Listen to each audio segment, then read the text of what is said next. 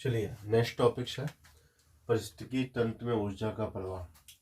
देखिए, अगर हम ऊर्जा की बात करते हैं तो एक डेफिनेशन ये भी है, कार्य करने की जो क्षमता होती है, करने की क्षमता होती है उसे ऊर्जा कहते हैं। ठीक है, कार्य करने की क्षमता को क्या कहते हैं? ऊर्जा कहते हैं। अब ऑर्गेनिज्म में, जीवों में जो ऑर्गेनिज्म या जीव होते हैं, इनके शरीर में डिफरेंट टाइप की जैविक क्रियाएं होती। जैविक क्रियाएं लगातार होती रहती।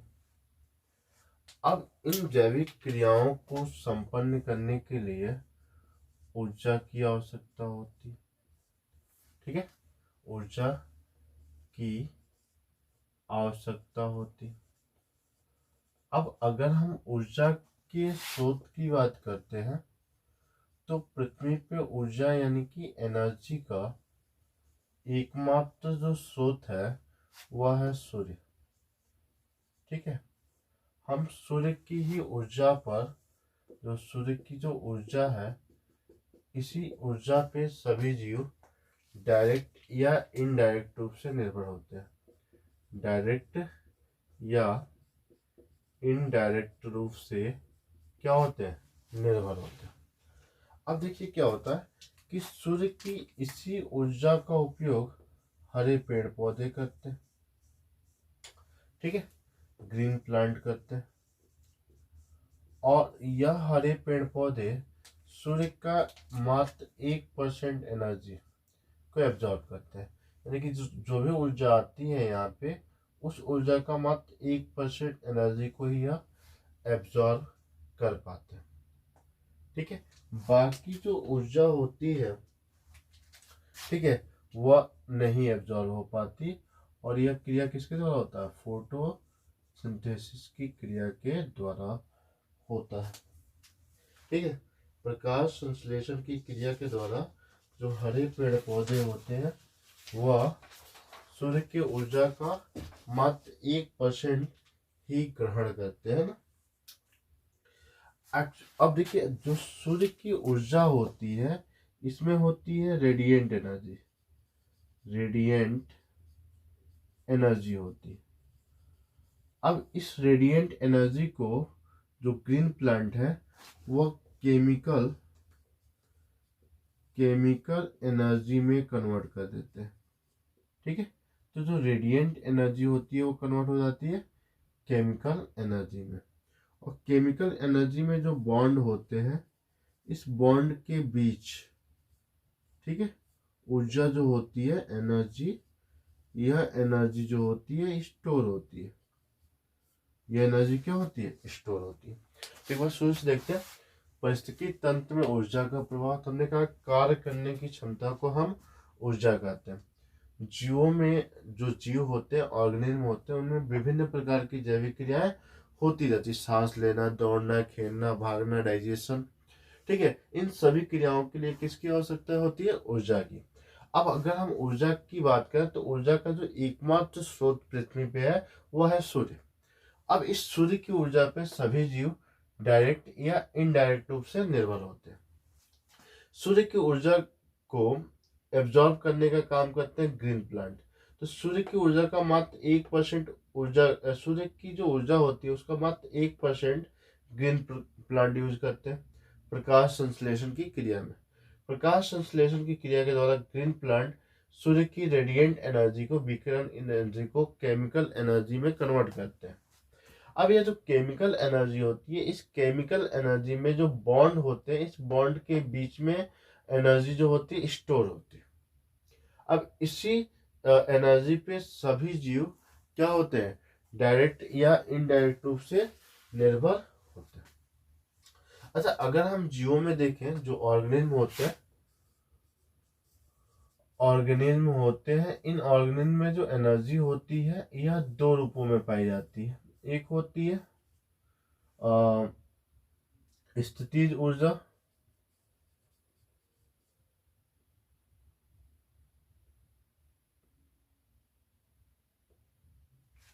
एक होती है क्या, स्थितिज ऊर्जा, और दूसरी होती है गतिज ऊर्जा।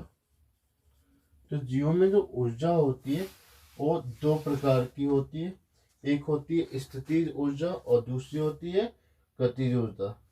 और यह दोनों एनर्जी जो होते हैं ना, एक दूसरे में कन्वर्ट होते रहते हैं। स्थितिज ऊर्जा गतिज ऊर्जा में और गतिज ऊर्जा स्थितिज ऊर्जा में क्या होती है, कन्वर्ट होती है।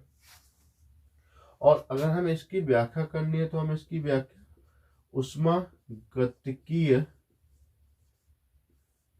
के नियम से करेंगे। ठीक है, उष्मागतिकी का जो नियम है उस नियम से करेंगे। अब दो नियम है, एक तो है प्रथम नियम, प्रथम नियम। ठीक है, प्रथम नियम क्या कहता है उष्मागतिकी का, तो सिंपल है, यह कहता है कि ऊर्जा को ना तो उत्पन्न किया जा सकता है और ना ही नष्ट किया जा सकता है। तो जो ऊर्जा होती है उसको ना हम उत्पन्न कर सकते हैं और ना ही नष्ट कर सकते हैं, बल्कि इसके रूप को या स्वरूप को हम बदल सकते हैं। यानी कि स्थितिज ऊर्जा को हम गतिज में और गतिज ऊर्जा को हम स्थितिज में कन्वर्ट कर सकते हैं। तो उष्मागतिकी का प्रथम नियम क्या कहता है, ऊर्जा को ना तो हम उत्पन्न कर सकते हैं और ना ही नष्ट कर सकते हैं, बल्कि इसके स्वरूप को बदल सकते हैं। स्थितिज को गतिज में और गतिज को स्थितिज ऊर्जा में कन्वर्ट कर सकते हैं। फिर हम बात करते हैं उष्मागतिकी का द्वितीय नियम। ठीक है, तो देखिए उष्मागतिकी का अगर द्वितीय नियम में की बात किया जाए तो इसमें कहा जाता है कि जब हम ऊर्जा का हस्तांतरण एक स्वरूप से दूसरे स्वरूप में करते हैं तो इसमें कुछ ऊर्जा की हानि होती है। ठीक है, या ऊर्जा जो है वातावरण में मुक्त हो जाती है। यानी कि हम 100% ऊर्जा का ट्रांसफर एक टॉपिक से दूसरे टॉपिक्स में नहीं कर सकते, एक इकोसिस्टम से दूसरे इकोसिस्टम में नहीं कर सकते। यह उष्मा का द्वितीय नियम है। और एक आता है कि इसमें कुछ ऊर्जा की क्या होती है, हानि होती है। तो एक बार शुरू से फिर से देखते हैं, परिस्थितिकीय तंत्र में ऊर्जा का प्रवाह। तो हमने कहा कार्य करने की क्षमता को हम ऊर्जा कहते हैं। जीवों में विभिन्न प्रकार की जैविक क्रियाएं होती है और इन जैविक क्रियाओं के लिए ऊर्जा की आवश्यकता होती है। पृथ्वी पर ऊर्जा का एकमात्र स्रोत क्या है, सूर्य है। और इसी सूर्य की ऊर्जा पे सभी जीव या तो डायरेक्ट या फिर इनडायरेक्ट रूप से निर्भर होते हैं। पौधे सूर्य से डायरेक्ट ऊर्जा प्राप्त करते हैं, जबकि एनिमल इनडायरेक्ट रूप से ऊर्जा प्राप्त करते हैं। अब सूर्य की ऊर्जा का मात्र 1% जो दिन में सनलाइट आती है, उस सनलाइट में मात्र 1% ऊर्जा का उपयोग पौधे प्रकाश संश्लेषण की क्रिया में करते हैं। इसमें वे रेडिएंट एनर्जी को केमिकल एनर्जी में कन्वर्ट करते हैं। और इस केमिकल एनर्जी में जो बॉन्ड होता है, इस बॉन्ड के बीच एनर्जी क्या होती है, स्टोर होती है। फिर दूसरी बात कहा जाता है कि जो जीव होते हैं उनमें ऊर्जा जो होती है वो दो रूपों में पाई जाती है। एक पाई जाती है स्थितिज ऊर्जा और दूसरा गतिज ऊर्जा। और ये दोनों ऊर्जा के फॉर्म एक दूसरे में क्या होते हैं, कन्वर्ट होते रहते हैं। अब अगर हम बात करते हैं तो यह जो ऊर्जा होते हैं इनके लिए कुछ नियम दिए गए हैं। जैसे उष्मागतिकी का नियम, उष्मागतिकी के दो नियम है। प्रथम नियम ये कहता है कि ऊर्जा को ना तो हम उत्पन्न कर सकते हैं और ना ही नष्ट कर सकते हैं, बल्कि इसके स्वरूप को हम बदल सकते हैं। यानी कि स्थितिज को गतिज में और गतिज को स्थितिज में कन्वर्ट कर सकते हैं। द्वितीय नियम क्या कहता है, द्वितीय नियम यह कहता है कि ना तो हम जब हम ऊर्जा को एक लेवल से या एक स्वरूप से दूसरे स्वरूप में बदलते हैं तो 100% ऊर्जा का ट्रांसफर नहीं होता है। कुछ ऊर्जा की यहाँ पे हानि होती है, कुछ ऊर्जा वातावरण में मुक्त हो जाते हैं। अब इसी नियम के आधार पे एक वैज्ञानिक है लिंडरमैन, उन्होंने बताया कि इकोसिस्टम में ऊर्जा का क्या प्रभाव है। तो अब उनको भी देख लेते हैं।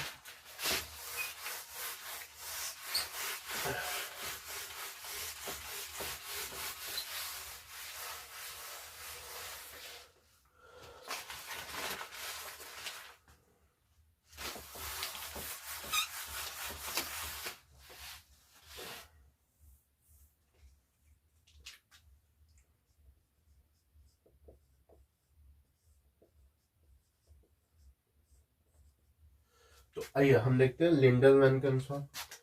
लिंडरमैन के अनुसार देखें तो लिंडरमैन का ये कहना है कि जो ऊर्जा होती है, एनर्जी होती है, जब एक ट्रॉपिक लेवल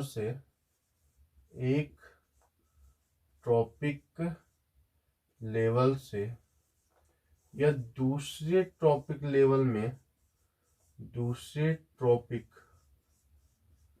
लेवल में स्थानांतरित होती है, तो एक टॉपिक लेवल से दूसरे टॉपिक लेवल में मात्र 10% ऊर्जा का स्थानांतरण होता है। 90% एनर्जी का उपयोग जीव अपने जैविक क्रियाओं में कर लेते हैं और मात्र 10% ऊर्जा का स्थानांतरण होता है। यह नियम किसने बताया? लिंडरमैन ने, कि एक ट्रॉपिक लेवल से दूसरे ट्रॉपिक लेवल में जाने पर मात्र 10% ऊर्जा का स्थानांतरण होता है। 90% ऊर्जा का उपयोग जीव अपने जैविक क्रियाओं में कर लेते हैं। जैसे मान लीजिए कि एक ग्रीन प्लांट है, यह दिन भर में प्रकाश संश्लेषण की क्रिया करता है, ठीक है। और प्रकाश संश्लेषण की क्रिया कैसे करता है? तो सूर्य की सहायता से। अब सूर्य का ये मात्र 1% लेता है, 1% प्रकाश संश्लेषण करता है, तो इसके पास लगभग 10 या 1000 किलो कैलोरी एनर्जी स्टोर हो जाती, ठीक है। अब इस हरे पौधे को, ठीक है, जो प्राथमिक उपभोक्ता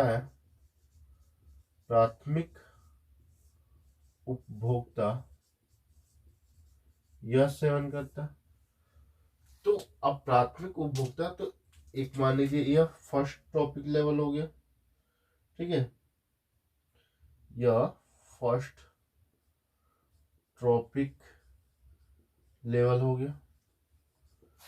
अब यह हो गया सेकेंड ट्रॉपिक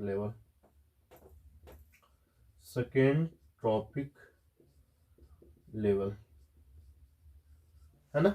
और प्राथमिक उपभोक्ता के रूप में मान लेते हैं कि इसको खा रहा है कौन? बकरी,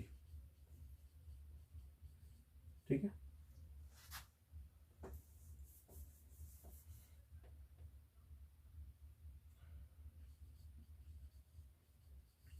बकरी के रूप में क्या हो गया? प्राथमिक उपभोक्ता,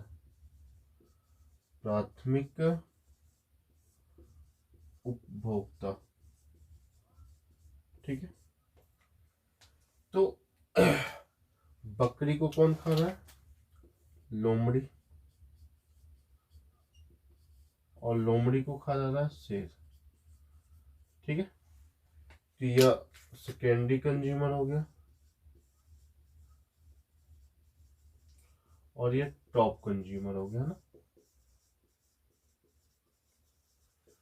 अब देखिए, तो यह प्राथमिक उपभोक्ता एक टॉपिक लेवल हो गया, लोमड़ी दूसरी टॉपिक यानी कि थर्ड टॉपिक लेवल, और यह फोर्थ टॉपिक लेवल, ठीक है। अब जब इस पेड़ से बकरी भोजन लेगी तो मात्र इसका 10% ऊर्जा का स्थानांतरण होगा, तो 1000 का 10% क्या हो जाएगा? 100 किलो कैलोरी एनर्जी बकरी को प्राप्त होगा। फिर इसका 10% लोमड़ी में जाएगा, तो इसका 10% लोमड़ी में जाएगा, मतलब 10 किलो कैलोरी ऊर्जा लोमड़ी को ट्रांसफर होगी। अब लोमड़ी को शेर खा लेता है, तो फिर इसका 10% एक टॉपिक से दूसरे टॉपिक में जाता है, तो 1 किलो कैलोरी ऊर्जा शेर को मिलेगा, ठीक है। तो बाकी अपने 90% ऊर्जा का उपयोग ये जीव अपने जैविक क्रियाओं में कर लेते हैं, और एक टॉपिक लेवल से दूसरे टॉपिक लेवल में जाने पर मात्र 10% ऊर्जा का स्थानांतरण होता है, ठीक है। मात्र कितने? 10% ऊर्जा का स्थानांतरण एक टॉपिक लेवल से दूसरे टॉपिक लेवल में जाने पर होता है। यही ऊर्जा का प्रवाह है, जिसको किसने दिया था? लिंडरमैन ने। इसको 10% ऊर्जा ट्रांसफर का नियम भी कहते हैं।